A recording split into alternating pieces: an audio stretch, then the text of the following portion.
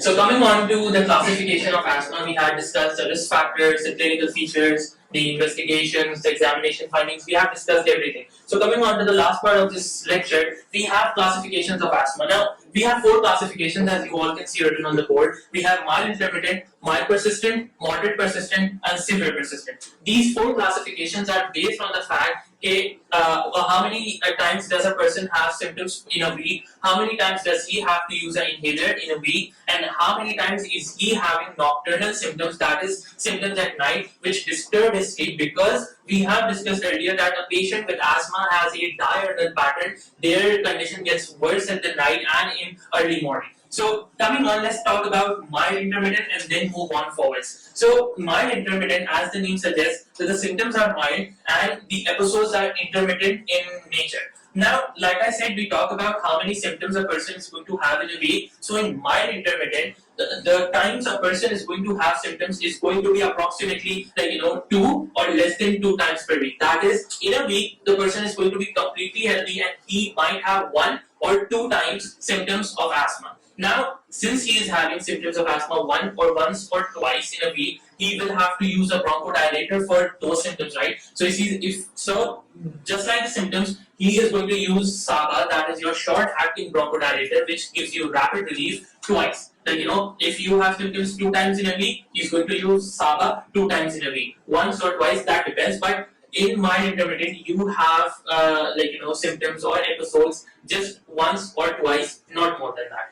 And when we talk about nocturnal symptoms, so nocturnal symptoms are usually once in a month. That is once in 4 weeks, and that is it. So, concluding mild intermittent asthma, you have symptoms once or twice in a week. You use SABA once or twice, depending on your symptoms, and nocturnal symptoms are just once in a month, as you can see written under mild intermittent. Now, coming on to mild persistent. Now, what does mild persistent mean? That your symptoms are mild in nature, but this is a persistent asthma. That is your asthma is persistent. It isn't intermittent that it comes and goes and it varies in nature. No, now it is not going to vary in nature. It's persistent. It's there with you. Now, given the same 3 things that we talked about in mild and intermittent, we're going to base our discussion of mild persistent on the same 3 things. That is your symptoms in a week, the times you use your bronchodilator in a week, and the times you have nocturnal symptoms. So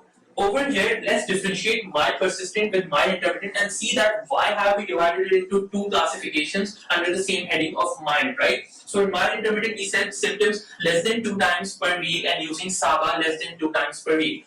In mild persistent, it's the opposite. You have symptoms twice or more than twice in a week. You use SABA twice or more than twice in a week. And let's compare the nocturnal symptoms. So here you had nocturnal symptoms once per month, and over here you have nocturnal symptoms once per week. Once per month, once per week.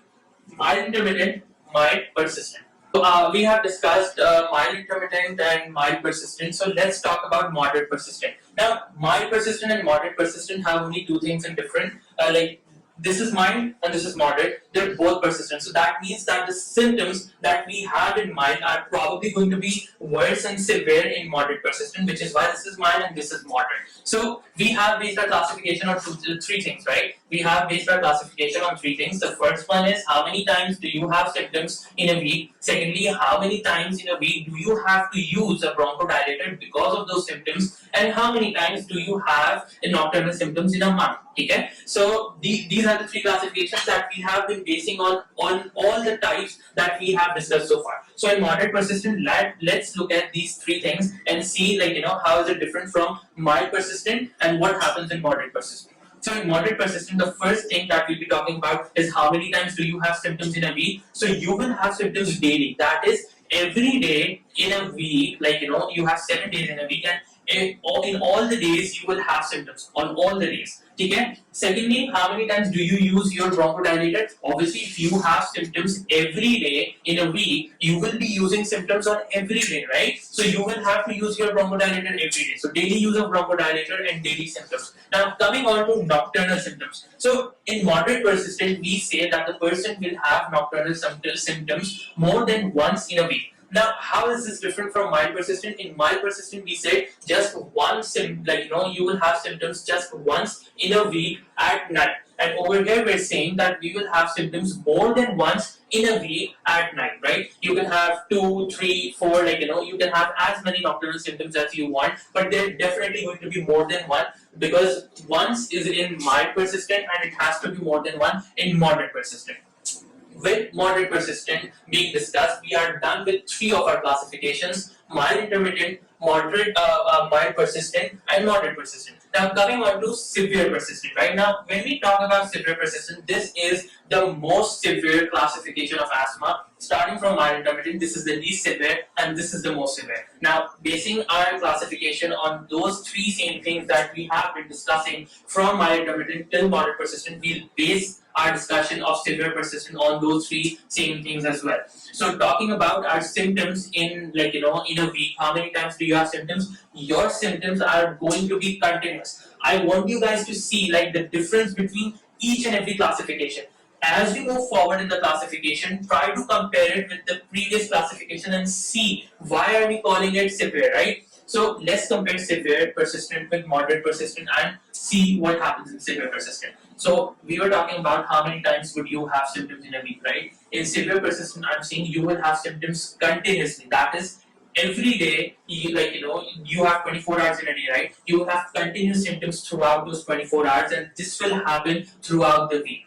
While in moderate persistent, we said you will have symptoms daily. That is, every day you will have an episode, right, of asthma. While in severe persistent, I'm saying you will have a continuous episode throughout the day.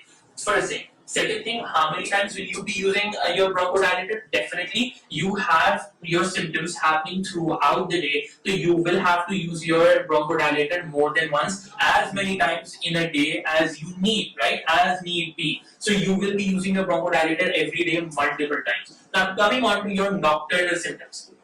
In moderate persistent, we said you will have nocturnal symptoms more than once per week. Over here in severe persistent, I am saying you will have nocturnal symptoms every night. That is, we have 7 days in a week, so you will have nocturnal symptoms on every night of the whole week. With this, now let's talk about the management in every classification.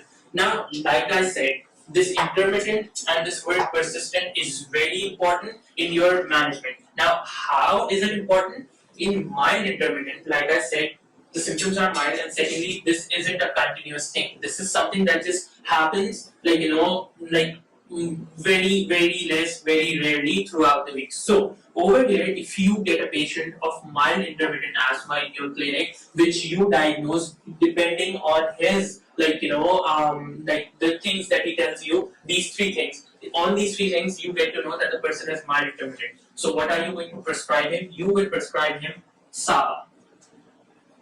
Now, SABA is short for short-acting bronchodilator. It is a short-acting bronchodilator which is rapid-acting in nature. As this is something that you give to a patient when they have a asthmatic attack history. When a person comes to you, you will give them SABA and you will tell them, whenever you get an attack, whenever you have your symptoms, just use SABA and that is it. So you will be using it as need, on the need spaces, that how many times do you need to use it, you will be using it depending on the symptoms. And you will just prescribe him SABA, that is a short-acting bronchodilator. It is rapid-acting in nature for symptomatic control. Now coming on to mild persistent. Now over here, the person has mild symptoms, but they're continuous. Over here we talked about intermittent, over here is persistent, that is, it's continuous. Now SABA is something that you will prescribe every person, from mild intermittent to severe persistent. SABA is a bronchodilator that will be prescribed to every other person, because this is for symptomatic control and that is it. Short-term symptomatic control. Now, from mild persistent to severe persistent, along with SABA, you need to give a long-term therapy to that patient to reduce the onset of their symptoms, to reduce the number of episodes. So, the first thing that you will be giving this patient is SABA. That is your short-acting bronchodilator for symptomatic rapid control. Apart from that, apart from SABA, you will give to that patient low-dose inhaled corticosteroids. low dose inhaled corticosteroids, obviously, whenever you prescribe someone anything, you start with a low dose and you see if their symptoms are being controlled on that dose. If not, you gradually increase their dose, right? So you give them SAGA for symptomatic control, and from here onwards, that is, I'll demarcate it with a red line.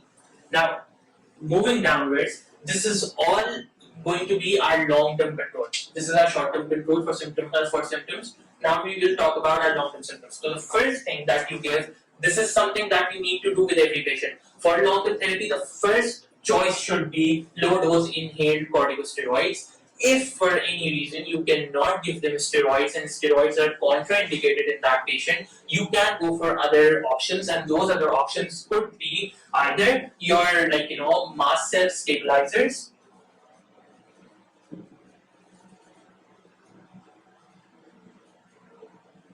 like nidopromil and bromelain sodium, or you could go for leukotriene receptor antagonist.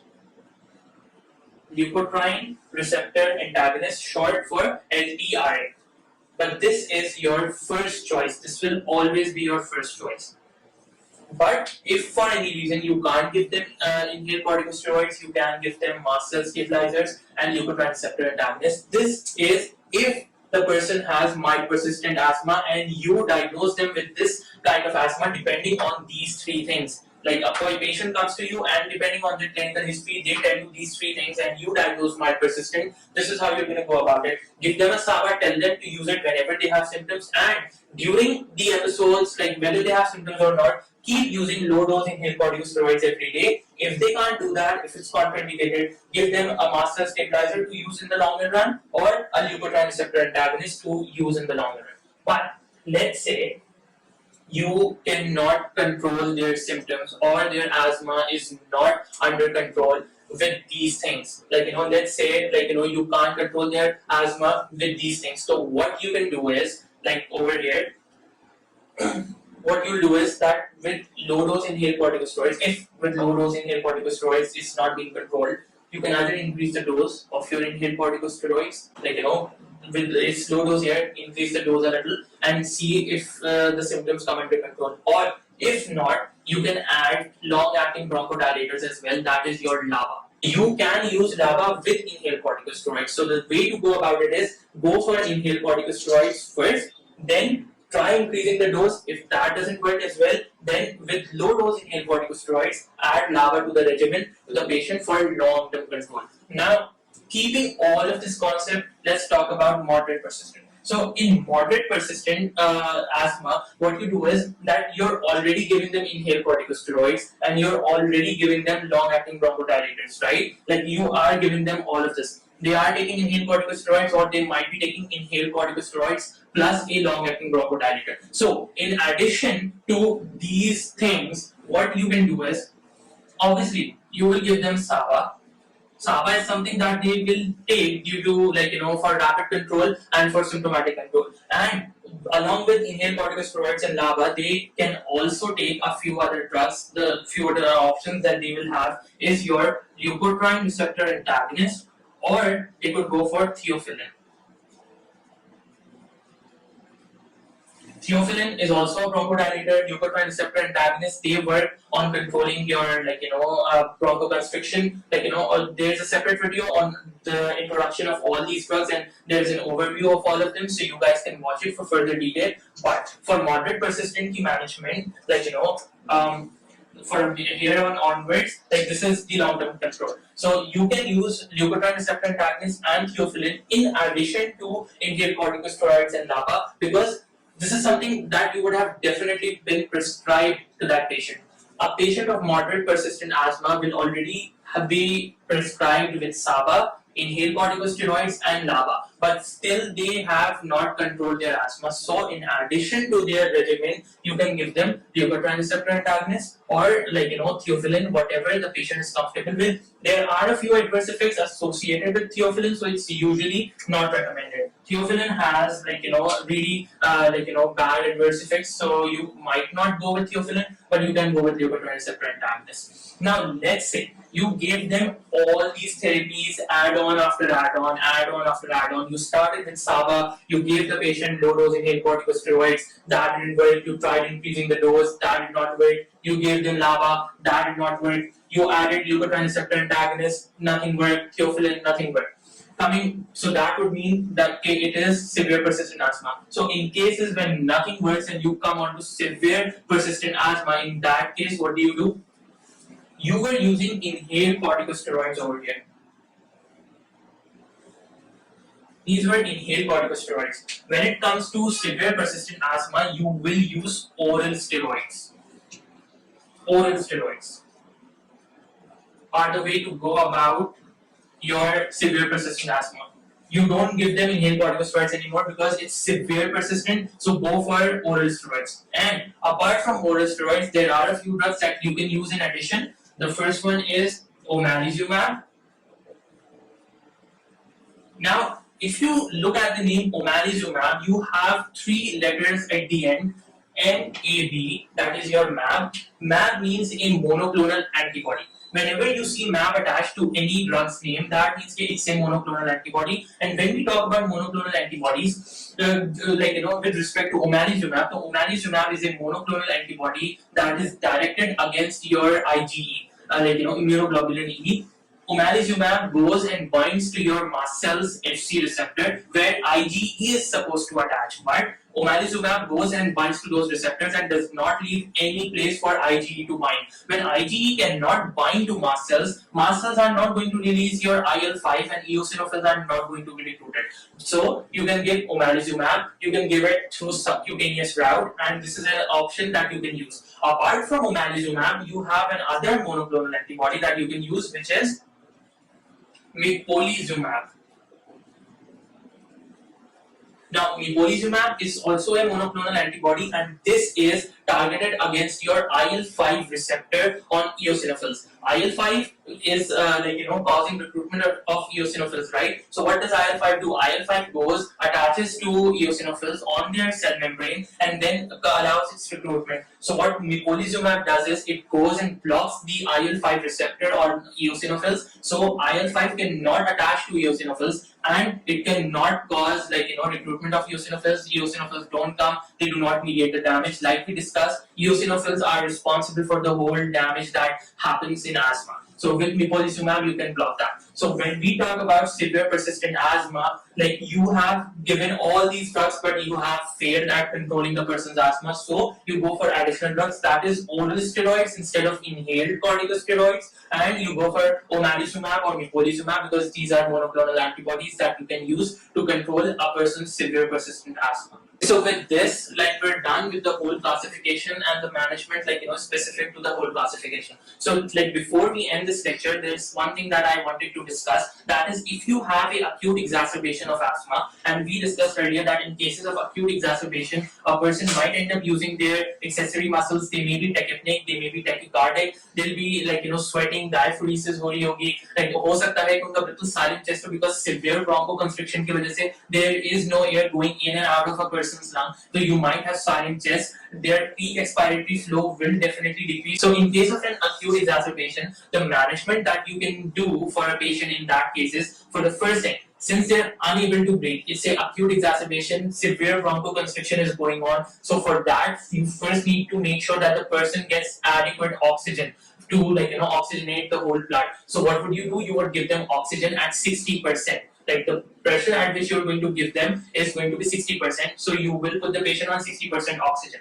After that, you will definitely give them a bronchodilator. Now, you have 2 bronchodilators. You have a long-acting bronchodilator and you have a short-acting bronchodilator. But the difference between the two is, this is a short-acting, rapid control, symptomatic control. This is just for a longer term. This is not for rapid control because it takes time to act. SABA do not take time, it just gives you the effect in just minutes. So with oxygen, you will give them a short-acting bronchodilator. Now the options are you can give them terbutaline, it's oral, or you could give them salbutamol. if you're giving them salbutamol, one thing that you need to make sure is salbutamol can cause potassium deficiency in a patient, and if a patient has potassium deficiency, they can end up with arrhythmias, they can end up with different heart problems. So you need to monitor their potassium levels as well. So with salbutamol, just monitor their potassium levels and give them salbutamol, or you could give them terbutaline. It is also a short-acting bronchodilator. Now, if the patient goes into further severe condition, you might have to intubate them, but before intubating them, you can go with two different options. Apart from salbutamol, short-acting bronchodilator, you can give them a short-acting anti-muscarinic agent, that is your ipratropium bromide. You can give that. It is also rapid-acting and for symptomatic control. Or if their peak expiratory flow is less than 30%. We talked about peak expiratory flow, that in patients of asthma, your peak expiratory flow decreases. So if it decreases to less than 30%, just give them magnesium. Give them magnesium for patients with less than 30% peak expiratory flow.